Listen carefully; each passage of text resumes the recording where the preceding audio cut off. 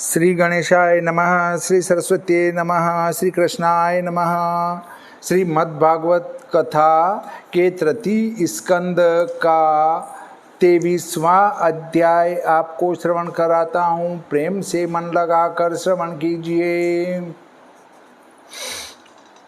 देवहूति कर्दम कथा वर्णों सहित स्नेह, नवकन्या उत्पत्ति भई तो रयो संदेह। मैत्रेय जी बोले कि जब शत्रुपा स्वयंभू मनु अपने नगर को चले गए, तब शत्रुपा और स्वयंभू मनु अपने नगर को चले गए, तब साध्वी देवहूति अपने पति के मन की बात जानने वाली प्रतिदिन प्रीति से पति की सेवा करने लगी। जिस प्रकार से हिमाचल पुत्री परमेश्वर की सेवा में दिन रात लगी रहती हैं, विश्वास, शौच व अपनी गुरुता से दम, सुहृदता व मधुर वाणी से शुश्रूषा करे, कपट, दंभ, द्वेष, लोभ, पाप, मद इन सबको त्याग कर महातेजस्वी मुनीश्वर को संतुष्ट करती रहे। इस प्रकार अपने शरीर की सब शुद्ध विसार कांत की सेवा करते करते सब शरीर शिथिल हो गया, परंतु पति की सेवा करने से मन न थका। निश्चय करके सो देवर्षियों में श्रेष्ठ कर्दम उस मानवी सदा सेवा करने वाली, सबसे बड़े भाग्य वाली, पति से बड़े बड़े आशीर्वादों की अभिलाषा करने वाली, बहुत दिन सेवा करने से जिनका शरीर दुर्बल हो गया है, गलत छपा इसमें, ऐसी देवहूति से प्रेम सहित गदगद वाणी से पीड़ित हो कृपा करके कर्दम जी बोले कि हे मानवी, आज मानदात्री तुम्हारी परम शुश्रूषा से और अत्यंत भक्ति से मैं तुमसे बहुत प्रसन्न हूँ। जो अपना देहधारियों को अत्यंत प्यारा है, वह देह तुमने मेरी सेवा के अर्थ लगा दिया और अपना जीवन मरण कुछ न समझा। इस कारण मैं तुमसे अत्यंत प्रसन्न हूँ। जो मैंने स्वार्थ में रत होकर तप, समाधि, विद्या, आत्मयोग से जीते भगवान के दिव्य प्रसाद प्राप्त किए हुए मुझमें हैं, उनको मेरी सेवा करके तूने अपने वश में कर लिया है। अब मैं तुमको दिव्य दृष्टि देता हूँ, जिसके प्रताप से अभय शोक सविस्तार संसार को तुम देखोगी। भगवान की भ्रुकुटी टेढ़ी होने से जिनकी अर्थ रचना का विनाश होता है और वैभव तो क्या वस्तु हैं तू सिद्ध हो गई हैं, इसलिए निज धर्म पूर्वक प्राप्त हुए हैं। उन वैभवों को अनुभव करो जो नृपति के सी क्रिया करने वाले मनुष्यों को भी नहीं प्राप्त होता है। इस प्रकार पति की सब योग माया और विद्या व पांडित्य को देखकर देवहूति की सब पीड़ा और चिंता नष्ट हो गई और फिर विनय प्रेम से विवल हो गदगद वाणी से कुछ लज्जा की चितवन से विलसित हंसित मुखारविंद वाली देवहूति बोली कि हे प्रियवर, हे प्राणनाथ, हे स्वामिन, आप अमोघ योग माया के स्वामी हो। तुम में ये सब वस्तु हैं, यह मैं भली प्रकार जानती हूँ, परंतु तुमने जो कुछ कहा था कि पुत्र उत्पत्ति के साथ विहार करूँगा, तुमने कहा था कि ऐसा ही होगा, सो अपने कहे अनुसार एक बार अंग संग करना योग्य है, क्योंकि महान तेजस्वी पति से जो सती स्त्रियों के संतान उत्पन्न होती हैं वह अत्यंत गुणवान होती हैं। हे प्रभु, अंग संगम करने योग्य काम स्त्रियों की शिक्षा है, जिससे मेरी यह मलिन और क्षीण देह रमण करने योग्य हो। तुम्हारे किए हुए काम से मैं घर्षित हूँ, इस कारण उनको शांत करने के लिए उत्तम भवन बनाना चाहिए। मैत्रेय जी बोले कि हे विदुर जी, प्रिया के प्रिय वचन सुन कर्दम जी ने योग बल से उसी समय एक ऐसा परमोत्तम विमान प्रकट किया कि इच्छानुसार सब भूमंडल में घूमने वाला, सब इच्छा पूर्ण करने वाला दिव्यान, बड़े बड़े मूल्य के रत्नों से जड़ा हुआ, सब वृद्धियों के समूह से संचित, मणि माणिकाओं के खंभों से शोभित, दिव्य सामग्री समेत प्रत्येक का सुख देने वाला, नाना प्रकार की अद्भुत अद्भुत ध्वजा व चित्रित पताकाओं से विभूषित, विचित्र पुष्पों की सुंदर माला अटक रही, जिन पर भंवरों के झुंड गुंजार शब्द कर रहे, रेशम वस्त्र, बढ़िया पीताम्बर आदि अनेक प्रकार से लगे हुए, चौखंडे पंचखंडे रचे हुए स्थानों व मंदिरों में पृथक पृथक शैया, चमर, पर्यंक, व्यंजन, आसन जहाँ तहाँ विराजमान, उन स्थानों में नाना प्रकार की शिल्प की कारीगरी से चित्रसारी और तिवारी ऐसी मनोहर सवारी थी कि जिनकी मणि मरकतमय भूमि में अद्भुत वेदी बन रही थी। द्वारों पर विद्रुम की देहलियों का प्रकाश, हीरों में जड़े वज्र के किवाड़ विद्युत छट्टा सम चमक रहे, शिखरों पर इंद्र नीलमणि लसी हुई, कनक के कलशियाँ दमक रहे, भीतों के भीतर हीरे मणिक पद्मराग जहाँ तहाँ चित्र विचित्र नेत्रों के समान चमक रहे थे और रंग बिरंगे अधिक मोल के शामियाने तने थे। मणियों के कृत्रिम हंस व कपोतों को देख देख हंस कबूतरों के झुंड उनको अपना सजाती समझ उड़ उड़ उनके निकट आ आकर बैठते थे। विहार स्थान, शयन भवन, विश्राम गृह, उपभोग स्थल, आंगन, दुर्ग से बाहर के मंदिर, सविस्तार चौक, उसमें ऐसे ऐसे अद्भुत भवन यथा सुख बने थे कि जिनको देख करदम जी को भी विस्मय होता था। ऐसे शोभायमान मंदिरों को देख देहली मलिनता और सखियों के न होने से देवहूति अपने मन में अत्यानंदित न हुई। तब सब जीव मात्र के अंतर्यामी करदम जी देवहूति से बोले, हे सुमुखी, इस बिंदु सरोवर में स्नान करके इस विमान में बैठ। यह तीर्थ अपने नेत्रों से आनंद का बिंदु इस भूमि पर डाल कर श्री कृष्णचंद्र आनंद कंद ने उत्पन्न किया। यह मनुष्यों का मनोरथ पूर्ण करने वाला और आशीर्वाद का देने वाला है। वह पंकज नेत्रा देवहूति पति का वचन मान, मलिन वस्त्र पहने, दुर्बल शरीर वेणी, भूत केश धारण किए, मेली देह किच मिट्टी में सनी हुई, ऐसी देवहूति ने उस विस्तीर्ण सरस्वती के शिव सरोवर में स्नान किया। सरोवर के भीतर से 1000 कन्या, सब किशोर वय, सर्वगुण संपन्न, कमल समान सुगंध वाली दृष्टि गोचर हुई। यहाँ शंका होती है कि देवहूति ने अपने पति करदम मुनि से प्रथम तो रति सुख के लिए सुंदर स्थान, सुंदर मंदिर बनाने की याचना की।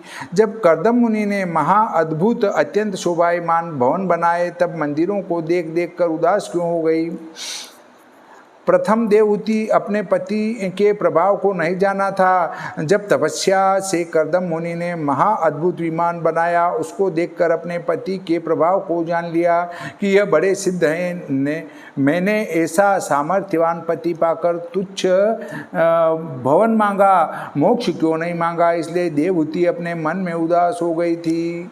मतलब जब अपने पति को देखा कि ये तो बहुत ही विद्वान हैं, तो मैंने इनसे तुच्छ भवन क्यों मांग लिया? इनसे तो मुझे मोक्ष मांगना चाहिए था, ये तो मोक्ष भी दे सकते थे। तो देखिए, जब हमारे वैज्ञानिकों ने विमान नहीं बना लिया, तब हमारे शास्त्रों में लिखी गई ये विमान की बात पर हंसी मजाक बनाया करते थे। अरे कोई ऐसा आकाश में वाहन उड़ सकता है क्या? और जब वैज्ञानिकों ने भी वैसा बना लिया, तब उनको लगा कि नहीं, आकाश में उड़ा जा सकता है। फिर कहते थे कि बाण कोई आपस में टकरा सकते हैं क्या? जब अभी जो नए आविष्कार हुए हैं, उनमें ऐसे यंत्र बनाए जा चुके हैं जिससे शत्रु की आती हुई मिसालों को वहीं आकाश में ही नष्ट किया जा सकता है, यहीं से निशाना लगाकर। तो अब लोगों को विश्वास हो रहा है कि जो हमारे शास्त्रों में लिखा गया है वो अक्षरशः सत्य है। चूंकि हम उनके ज्ञान तक नहीं पहुंचे, इसलिए हम कहते हैं वो तो सब बातें गलत है, परंतु वे सब सत्य हैं। पर उनको सत्य करने के लिए हमें उतने ज्ञान की आवश्यकता है, वो हमारे पास नहीं है। देवहूति को देख हाथ जोड़कर सब स्त्रियां बोली कि हम सब आपके सब कर्मों को करने वाली दासियां हैं, हमको जो आपकी आज्ञा होगी वही करने को तैयार हैं। उस मनस्विनी को स्वच्छता से स्नान करा कर अमूल्य वस्त्र दासियों ने पहनाए, फिर सर्वस्व स्वादयुक्त अन्न जिमाया, अमृत के समान मिष्ट पादक जल पिलाया और अमोल रत्न जटित वस्त्राभूषण पहनाए। फिर देवहूति ने पुष्पों की माला पहने, शुक्ल वस्त्रधार, निर्मल स्वचयन की हुई बहुत कन्या समान करे ऐसे अपने अंगों को आरसी में देखा। सिर से स्नान किए, सब आभरण शोभित, गले में हार और हाथों में कंकण पहने, सौभाग्य के सब मांगलिक पदार्थ धारण किए, पाँवों में स्वर्ण के नुपुर झनझनाती, बहु रत्न की करधनी कटी में पहने, हीरों के हार कंठ में शोभायमान, सुंदर दांत, सुंदर भौहें, मनोहर प्रेम रस भरे कटाक्ष वाले नेत्र, पद्मराग निंदा करने वाली नील मेघनीब, अलकों से शोभित मुखारविंद दृष्टि गोचर किया। उस मनोहर छवि को निरख अपने प्राण प्रीतम ऋषि श्रेष्ठ का देवहूति ने स्मरण किया। वह वहाँ गई जहाँ सब ऋषियों में अग्रगण्य कर्दम जी विराजमान थे। हजार सहचर्यों समेत प्यारे अपने पति की योग माया को देख देवहूति को महान संशय हुआ कि यह क्या आश्चर्य है। मज्जन स्नान करने से अपूर्व शरीर की कांति प्रकाशित है, जैसी कि विवाह के समय थी, उस रूप को धारण किए, वस्त्र से उरोजों को छिपाए कर्दम जी ने देवहूति को देखा। सहस्र विद्याधरियों से सेवित मनोहर वस्त्र पहने उस मनोरमा को देखकर हे विदुर जी, कर्दम मुनि ने देवहूति का कोमल मृणालवत कर पकड़कर प्रेम सहित उस विमान पर बिठाया। महिमा जिनकी लुप्त न हुई, प्रिया में आसक्त विद्याधरियों से शुश्रूषित कर्दम जी प्रफुल्लित, पद्म के समान सुंदर, आकाश के तारागण सेवित, चंद्रमा के समान शोभा पाने लगे। उस विमान में बैठकर आठों लोकपालों के विहार का कुला चलेंद्र सुमेरु की कंदराओं में कामदेव के सखा शीतल मंद सुगंध बयार चल रही, गंगा के किनारे का कल्याणदायक शब्द हो रहा। ऐसे सुमेरु पर्वत पर कुबेर सम कर्दम जी ललना गणों को साथ लिए सिद्ध जिनकी स्तुति करे वह कर्दम जी रमण करने लगे। फिर कर्दम जी प्रसन्न होकर वैश्रम्भक नंदन सूरसन पुष्पभद्रक मानस चैत्ररथ इन 7 देवताओं की वाटिकाओं में अपनी रमणी के साथ रमण करने लगे। प्रकाशमान पुरुष जहाँ चाहे वहाँ जाए, बड़े विमान में बैठकर लोकों में जैसे पहुँच चले, वैसे सब विमानों को उल्लंघन कर कर्दम जी सबके शिरोमणि हुए। उन धैर्यवानों को कौन वस्तु दुर्लभ है जिन्होंने कष्टहरण श्री नारायण के कमल रूपी चरण का आश्रय लिया है। सब व्यसन उनके नाश हो जाते हैं। फिर जितना भूमंडल है वह सब अपनी माया को दिखाया, जिससे वह आश्चर्यान्वित हुए। सब में विचर कर महायोगी कर्दम जी अपने आश्रम को आए। मनु कन्या के नव कन्या उत्पन्न की तो भी मैथुन में जिसका मन जब अपनी प्रिया देवती स्त्री से वह 100 वर्ष एक मुहूर्त की नाई रमण करते कर्दम जी को बीत गए। तब उस विमान पर स्थित होकर देवहूति अपने पति के साथ ऐसी मोहित हुई कि समय की कुछ सुधि न रही। इस प्रकार योग के प्रभाव से स्त्री पुरुष को आनंद क्रीड़ा करते करते काम की लालसा में 100 वर्ष व्यतीत हो गए।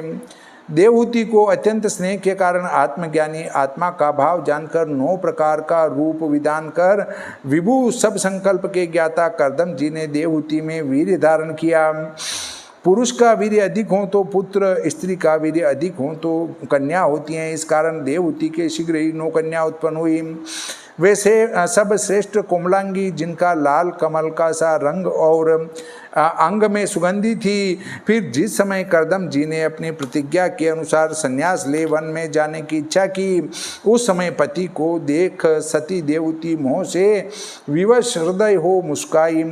नीचे को ग्रीवा किए मणि समान कांति चरण के अंगूठे के नख से धरती को खोदने लगी और धीरे धीरे आंखों से आंसू पहुँच मृदुल वाणी से देवहूति बोली कि हे नाथ, आपने सब प्रकार मेरा मनोरथ पूरा किया तो भी मैं आपकी शरण आई हूँ। आप मुझको अभयदान दीजिए। हे ब्रह्मन, आपको इतनी कृपा और करनी चाहिए कि इन कन्याओं के योग्य कोई उत्तम कुल का वर ढूंढकर विवाह करते जाओ और एक मेरा शोक हरता पुत्र उत्पन्न कर पीछे वन को पधारें। हे प्रभु, इंद्रियों के प्रसंग से मैंने परब्रह्म को त्याग कर इतना समय व्यतीत किया, इसी में मेरा मन तृप्त हो गया। इंद्रिय सुख में आसक्त होकर मैंने आपसे भोग विलास किए। आपके परम भाव को मैं नहीं जानती थी, तो भी मेरे अभय के अर्थ कुछ उपाय करना चाहिए। संयोग संसार के बंधन का कारण है, सो कुबुद्धि से असत पदार्थों में संयोग किया। वही संयोग आत्माओं से किया जाए तो निश्चय मोक्ष का हेतु होता है। इस संसार में आकर जिसने धर्मार्थ न हो तो कोई उत्तम कर्म किया एवं न वैराग्यार्थ कुछ तप और नारायण के चरणारविंदों की सेवा करने को कुछ उपाय किया, वह पुरुष जीता हुआ मृतक के समान है। निश्चय है कि मैं भगवान की माया से मोहित हो गई जो आप से मोक्षदायक पति को पाकर भी संसार के बंधन से न छूटी। मनुष्य कितना ही बुद्धिमान हो परंतु भगवान की भक्ति के बिना उसके सब गुण वृथा हैं। श्री मद्भागवते महापुराणे तृतीय स्कंदे नवकन्योत्पत्ति वर्णनम नाम त्रयोविंशतितमो अध्याय। श्री गणपति जी महाराज की जय, श्री सरस्वती मैया की जय, श्री कृष्णचंद्र भगवान की जय, श्री रामचंद्र भगवान की जय, बजरंग बली की जय।